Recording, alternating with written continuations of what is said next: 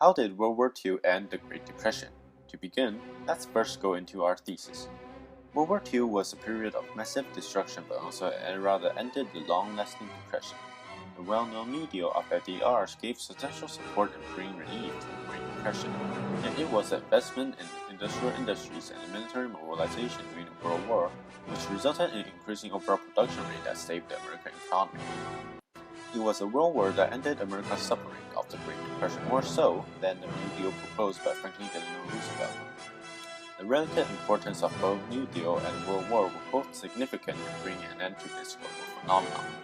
However, it was a world war that actually put an end of this devastating crisis. First, the New Deal contributed to the relief of unemployment and the overall economy of the United States during the financial crisis, yet it did not end the Great Depression. Franklin Delano Roosevelt's New Deal substantially improved American lives during the Great Depression in terms of deficit spending. FDR's government embraces Keynesian economics and spent huge revenues into businesses and banks to prop up demand, yet it only helped improve the situation of the Depression instead of ending the financial crisis. By 1941, United States unemployment rate still remained high at 10%, which could not count as much of an end since millions of people were still suffering from unemployment. In addition, as soon as FDR reduced government spending and programs in 1937 and 1938, the unemployment rate soon rose around 18% and thus creating what people so-called as the Second Depression. However, as what was previously mentioned, the New Deal did contribute to help save those Americans who were hit by the Depression. The government passed and established various administrations and laws that sought to provide relief for American life, such as the National Industrial Recovery Act that established the National Recovery Administration, which then helped provide temporary jobs for people in building public facilities and set up industrial centers for production, wages, and working conditions. Moreover, there were also the Federal Emergency Relief Administration that provided welfare payments for those who were desperate, as the NRA implemented by FDR did not make an immediate effect to those desperate unemployed. Not to mention that there were also the controversial Agricultural Adjustment Act that tried to raise farm prices by setting production quotas and paying farmers to grow less food, which was not as helpful since it only benefited property-owning farmers despite those tenants or sharecroppers that were mostly African Americans. On the other hand, the Second New Deal created Work Progress Administration that provides jobs for mostly unskilled and unemployed people. The Congress passed the Social Security Act of 1935, which created Social Security that included unemployment insurance, aid to the disabled, aid to poor families with children, and retirement benefits. It also passed the Wagner Act that guaranteed workers' right to unionize and protest for unfair labor practices.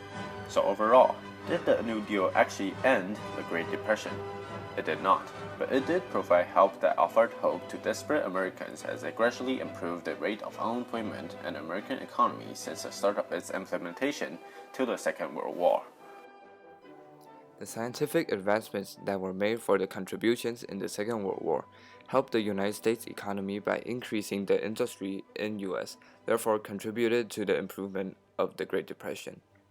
The improvements in the scientific developments and the industrial productions and inventions that were used during the Second World War, such as pressurized cabins, radar, nuclear power, and penicillin, increased the government investments and the overall production rate for mass manufacturing in factories. In 1938, the United States produced 3,400 machine tools. Then in 1945, the United States produced a total amount of 307,000 machine tools, which was nearly 10 times the amount produced in 1938. This improvement can be explained by the development in electron microscopes, which lets people to understand how electricity behaves and how to manipulate them, and the improvement in industrial wielding operations, however, not restricted to these two factors only. First, the discovery of electron microscopes drastically increased the government investments into the scientific developments. During 1939, the total amount invested in the technology of electron microscopes was around 39.4 billion, and then in the next 5 years, the investment increased by the amount of 29 billion, which was about 75%.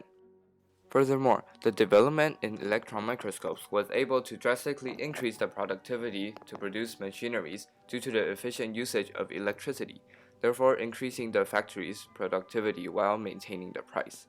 The improvements in the industrial building operation also contributed to the increase in productivity of industrial manufacturing.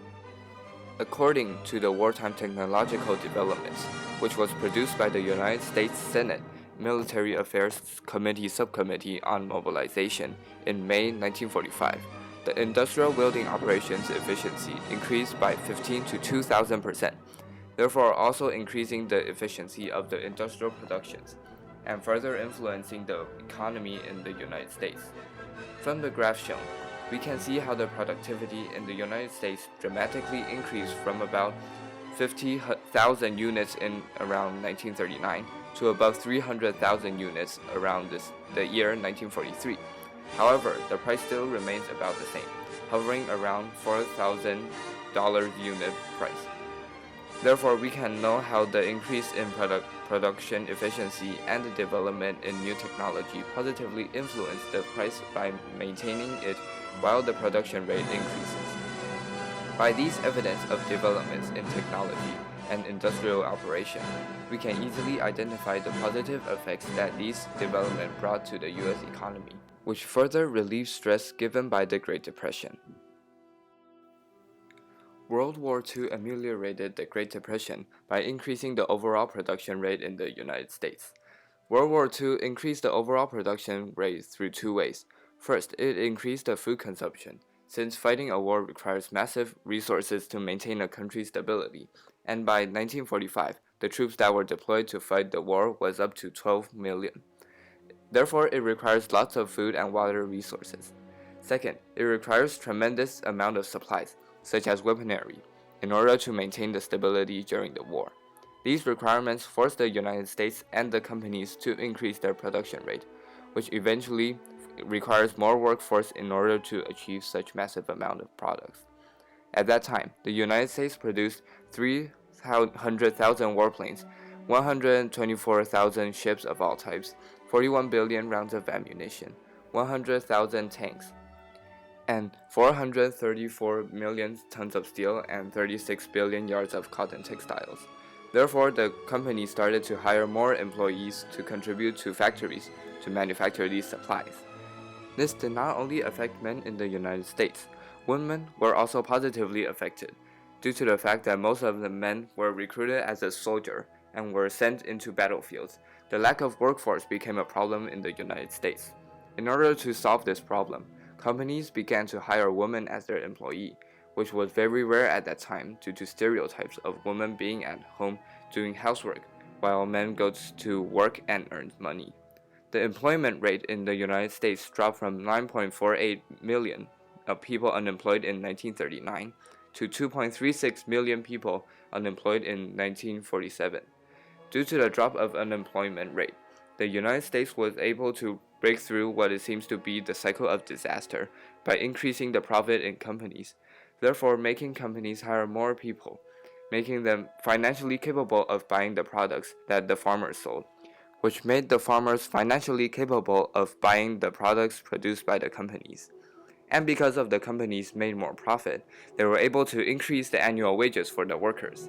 The annual wages, according to Richard Freeman, rose from $1,363 to $2,793, which was over 2 times the initial amount between 1939 to 1947, further improving the economic conditions in the United States. Therefore, the requirements of supplies such as weaponry and food during the World War II improved the economy in the United States by making the companies gain more profit, which further improved the unemployment and eventually saved the United States from the cycle of disaster and ameliorated the bad conditions during the Great Depression. In conclusion, in regard to the impact of both the World War and the New Deal, it was definitely arguable to determine which had contributed the most to the devastating crisis. However, when it comes to which had ended the Great Depression, it was definitely the Second World War with no doubt.